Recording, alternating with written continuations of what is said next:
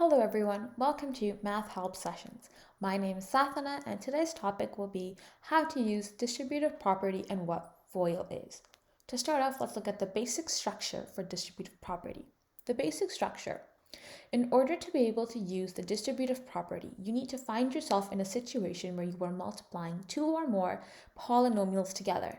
Now, they could be in the form of a monomial times a binomial, two binomials multiplied together, a binomial times a trinomial, or even three different binomials multiplied together.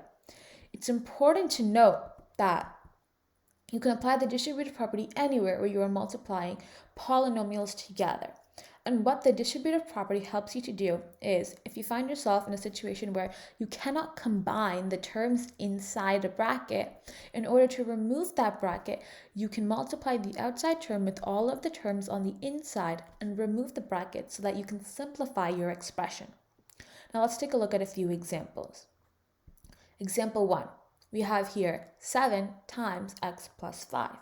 Here, we cannot combine the x and the 5. So in order to get rid of the brackets, we have to multiply the 7 with the x and then multiply the 7 with the 5. So let's do that. First, we have 7 times x, which is 7x. Then we have 7 times 5, which is plus 35. Now, because the 7x and this 35 are two different terms, we cannot combine them together. 7x plus 35 is our fully simplified form of the expansion of 7 times x plus 5. Now let's look at a second example. Here we have two binomials multiplied together. Now this is where FOIL comes in. And what FOIL is it's a mnemonic device that helps you to remember the order in which the terms of two binomials should be multiplied together. FOIL stands for first, outside, inside, and last. So they're saying first you multiply the first two terms together, then you multiply the outside terms together, then you multiply the inside two terms together, and then you multiply the last two terms together. Now let's take a look at it with this example. Our first two terms are x times x, which is x squared. Our outside terms are x times 3, which is 3x. Our inside two terms are minus 8 times x, which is minus 8x. And our last two terms are negative 8 times 3, which is minus 24. Now here we have two like terms. We have 3x and minus 8x, and they are like terms. So that means we can combine them together.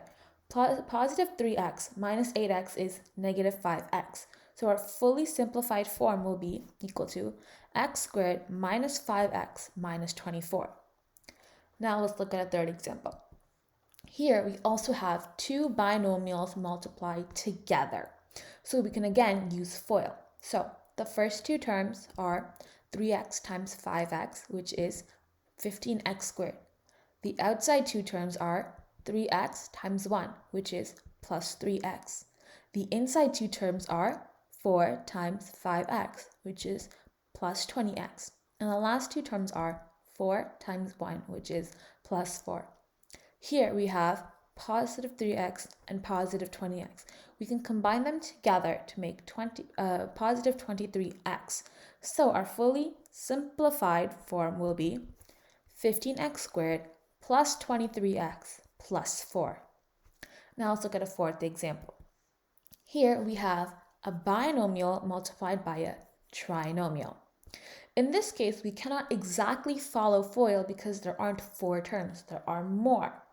However, we can follow a similar structured format in which we first multiply this first term with each of the 3 terms. Then we can go back and multiply this second term with each of the 3 terms. That way, we'll have multiplied all of the terms with each other, and we can remove the brackets and simplify. So to start off, let's multiply 2x with all the 3 terms in the trinomial. 2x times 3x squared equals to 6x cubed. 2x times negative 4x equals to minus 8x squared. 2x times 1 equals to plus 2x. Now let's multiply this 5 with the other 3 terms. 5 times 3x squared is plus 15x squared. 5 times negative 4x is minus 20x. 5 times 1 equals to plus 5. Now here we have multiple terms that we can combine together. So we have this negative 8x squared, which we can combine with the 15x squared. And this will give us positive 7x squared. We also have positive 2x and negative 20x, which we can combine to make negative 18x.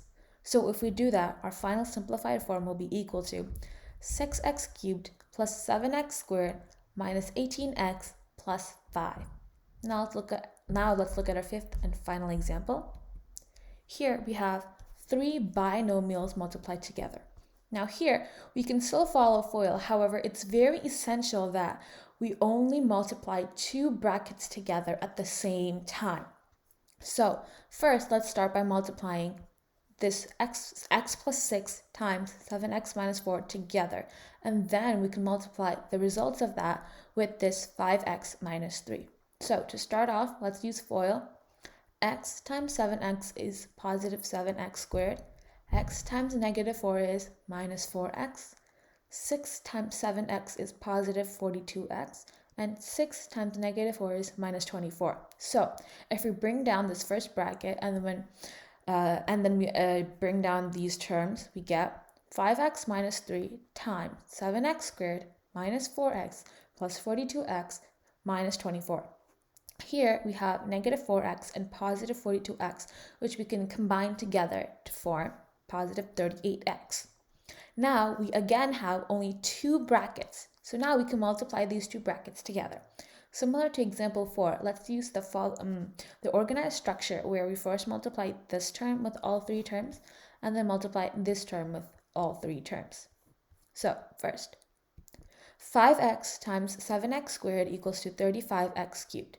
5x times 38x is 190x squared. 5x times negative 24 is minus 120x. Now let's use this negative 3.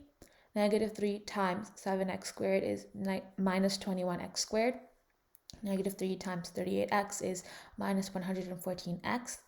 Negative 3 times negative 24 is positive 72. Now here we have some like terms that we can combine. We can combine the negative 190x squared with the negative 21x squared, and we can combine negative 120x with the negative 114x. And when we combine them together, our final fully simplified form will be equal to 35x cubed plus 169x squared minus 234x plus 72. So to recap, in order to use the distributive property, you need to be able to find 2 or more polynomials that you're multiplying together in a situation where the brackets cannot be simplified further. And you're distributing the terms in order to be able to expand and simplify your expression or equation. And when you're using distributive property, you're multiplying the first term with all the other terms in the brackets. So, as always, thank you so much for watching. I hope you finally understood how to use the distributive property and what FOIL is and where to use FOIL. And again, thank you for watching, and I hope to see you in a future video.